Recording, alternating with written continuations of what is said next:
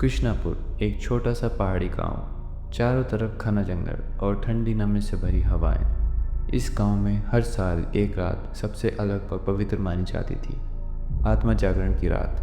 कहते थे इस रात ब्रह्मांड के अदृश्य द्वार खुलते हैं और वहां से दिव्य आत्माएं उतरती हैं। वे केवल उन्हीं को चुनती हैं जिनके दिल में साहस, सच्चाई और त्याग का भाव हो। एक बार अगर कोई आत्मा किसी से जुड़ जाती तो वह रक्षक बन जाता। बुरी आत्माएं, दुष्ट शक्तियों और अंधेरों से दुनिया की रक्षा करने वाला। गांव का चौक आज रात रोशनी से नहा रहा था। चारों तरफ मशालें जल रही थी। हवा में घी और चंदन की महक थी। मंदिर के घंटों की ध्वनि, मंत्रोच्चार और ढोल की थाप पूरे माहौल को भारी और रहस्यमय बना रही थी। गांव के हर घर के लोग इकट्ठे हुए थे। बूढ़े, बच्चे, महिलाएं, सभी इस पवित्र अनुष्ठान को देखने के लिए। भीड़ के बीच एक लड़का खड़ा था, युग। उसकी उम्र मुश्किल से 20 साल होगी, पर चेहरा जैसे थका हुआ।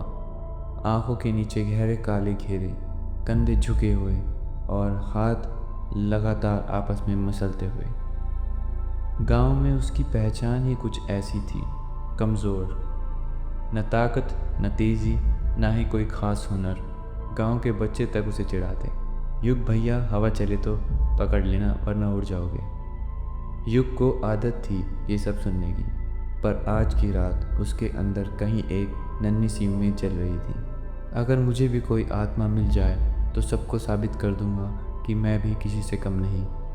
आज का अनुष्ठान गांव के सबसे बड़े पुजारी आचार्य विरक्तनंद करवा रहे थे।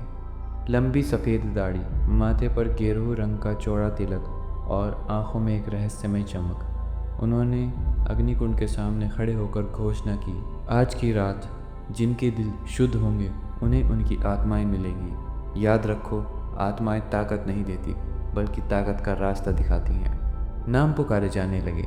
हर युवा अग्निकुंड के सामने घुटनों के बल बैठता, आंखें बंद करता और मंत्रोच्चार गूंजता।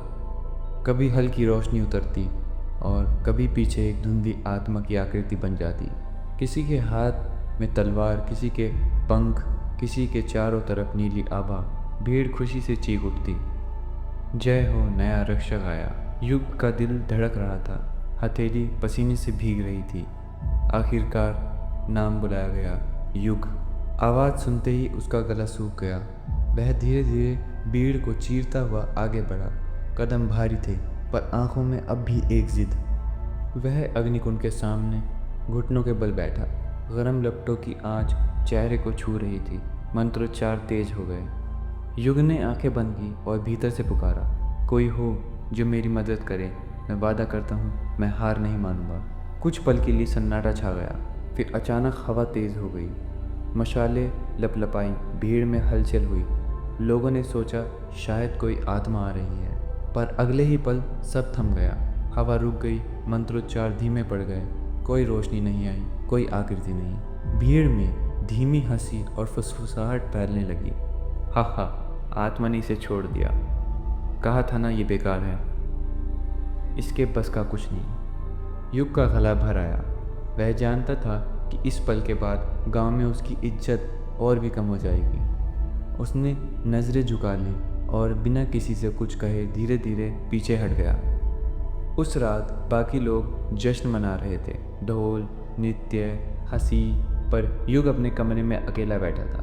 मोमबत्ती की लौ कांप रही थी और उसकी परछाई दीवार पर उससे भी ज़्यादा टूटी हुई लग रही थी। मैं यहाँ किसी काम का नहीं, शायद मेरी यहाँ कोई जगह नहीं, उसने खुद से बुदबुदाया। गांव के उत्तर की ओर एक घना जंगल, भूतवन। वो जंगल जिसके बारे में कहा जाता था कि वहाँ बुरी आत्माएं और प्राचीन श्राप बसे हैं। सालों से वहाँ कोई नहीं गया, क्योंकि कहा जाता था जो वहाँ गया लौटकर कभी नहीं आया। युग ने बिना सोचे अपने पुराने जूते पहने, एक लालटेन उठाई और चुपचाप घर से निकल पड़ा।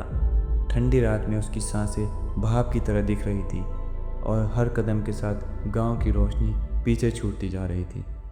दूर क्षितिज पर काले बादलों के पीछे से आधा चांद झांक रहा था। हवाओं में अजीब सी सर्दी थी, जैसे जंगल उसे बुला रहा हो या शायद चेतावनी दे रहा हो। युग को फर्क नहीं पड़ा। उसके दिल में अब डर से ज़्यादा खालीपन था। और शायद उसी खालीपन ने उसे भूतवन की ओर धकेल दिया। रात की हवा में एक अजीब सी ठंडक थी जो हड्डियों के आर पार उतर रही थी। युग के कदम पथरीले रास्तों पर धीरे धीरे आगे बढ़ रहे थे। उसके हाथ में छोटी सी लालटेन थी जिसकी पीली रोशनी मुश्किल से युग को 2-3 कदम तक ही देखने की इजाज़त दे रही थी। गांव की रोशनी अब बहुत पीछे रह गई थी और आगे सिर्फ हल्की जुगनुओं की रोशनी और अंधेरे और पेड़ की परछाई थी। भूतवन की ओर जाने वाला रास्ता गांव के बाकी हिस्से से अलग था। जैसे ही युग ने भूतवन की सीमा में प्रवेश किया, उस जगह का माहौल बिल्कुल ही बदल गया। पेड़ों की टहनियाँ नीचे झुककर रास्ते को ढकने लगी और हवा में सूखी पत्तियों की सरसराहट फैल गई। युग ने सुना था जंगल के बारे में यहाँ की कई कहानियाँ। किसी ने कहा था यहाँ बिना चेहरे वाले लोग घूमते हैं, तो किसी ने बताया यहाँ की हवा खुद बात करती है, पर वो इन सब बातों पर विश्वास नहीं करता था। यहाँ शायद करता था, लेकिन खुद को समझाना नहीं चाहता था। कुछ देर बाद जंगल और घना हो गया। चांद की रोशनी अब मुश्किल से ज़मीन पर पहुँच रही थी। कहीं कहीं धुंध उठ रही थी जो युग की टांगों से लिपट कर आगे खिसक जाती थी, जैसे किसी अदृश्य चीज़ ने उसे छू लिया हो। उसके कानों में अचानक से हल्की आवाज़ आई, वापस लौट जाओ। युग ने लालटेन ऊंची की, इधर उधर देखा, पर वहाँ कोई नहीं था।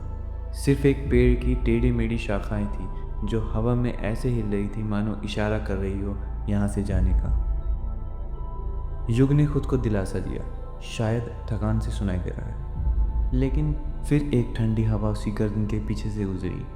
वो ठंड ऐसी थी जैसे किसी ने बर्फ़ का हाथ उसकी रीढ़ पर रख दिया हो। चलते चलते अचानक रास्ता 2 भागों में बट गया। बायां रास्ता थोड़ा चौड़ा था, उस पर घिसटने जैसे पुराने निशान थे, जैसे लोग कभी कभी इधर से गुजरते हों। दायां रास्ता अजीब था, उस पर न मिट्टी हिली थी न पत्ते बिखरे थे। ऐसा लग रहा था जैसे सदियों से किसी ने वहाँ कदम भी नहीं रखा। युग ने लालटेन दाएं रास्ते की ओर उठाई। वहाँ धुंध गहरी थी और पेड़ के बीच अंधेरे में कुछ आकृति सी खड़ी थी, शायद पेड़, शायद कुछ और तभी दाएं रास्ते से एक हल्की सी घंटी की आवाज़ आई। न मंदिर की घंटी, न गाय की, बल्कि जैसे किसी ने बहुत धीरे से किसी पुरानी पीतल की घुंघरू जैसी घंटी बजाई हो। युग के पैरों में खुद ब खुद खिंचाव हुआ। शायद यही वो जगह है जहाँ मुझे जवाब मिलेगा, उसने सोचा और दाएं रास्ते पर कदम रख दिया। जैसे ही उसने उस रास्ते पर पहला कदम रखा, पीछे से आ रही जंगल की आवाज़ बंद हो गई। पत्तियों की सरसराहट बंद हो गई, पंछियों की हल्की चहचहाहट भी गायब हो गई। अब सिर्फ उसकी सांसें और पैरों के नीचे पत्तियों के टूटने की आवाज़ थी। 10 कदम, 20 कदम। धुंध इतनी बढ़ गई कि उसे आगे का रास्ता साफ नहीं दिख रहा था। लालटेन की रोशनी जैसे धुंध से घुलकर गायब हो रही हो। और फिर उसने देखा, सामने एक पुराना टूटा हुआ कुआं था। कुएं के किनारे पर काई जमी हुई थी और अंदर से ठंडी हवा ऊपर उठ रही थी। युग ने धीरे से पास जाकर झुका। अंधेरे में कुछ दिखा नहीं, लेकिन कान में फिर वही आवाज़ आई, युग। वो चौंक गया। किसने मेरा नाम लिया? उसने चारों तरफ देखा, पर वहाँ कोई नहीं था। अचानक कुएं के अंदर से धुंध का एक घेरा बाहर निकला और धीरे धीरे इंसानी आकृति लेने लगा। वो एक स्त्री थी, लंबी सफ़ेद पोशाक में, काले खुले बाल और आंखों में हल्की सुनहरी चमक। उसकी आवाज़ धीमी थी पर साफ, तुम यहाँ क्यों आए हो? युग के होठ सूख गए, लेकिन उसने हिम्मत करके कहा, मुझे किसी आत्मा ने नहीं चुना, मैं बेकार हूँ, पर अगर यहाँ से मुझे कुछ मिल जाए तो शायद मैं बदल सकता हूँ। स्त्री ने कुछ पल उसे देखा, फिर हल्की मुस्कान दी। हर कोई चुना नहीं जाता, कुछ लोग चुनने के लिए पैदा होते हैं। कौन थी ये स्त्री? क्या राज था कुएं का? जानने के लिए सुनते रहिए ये कहानी, युग एक रक्षक, ओनली ऑन माई चैनल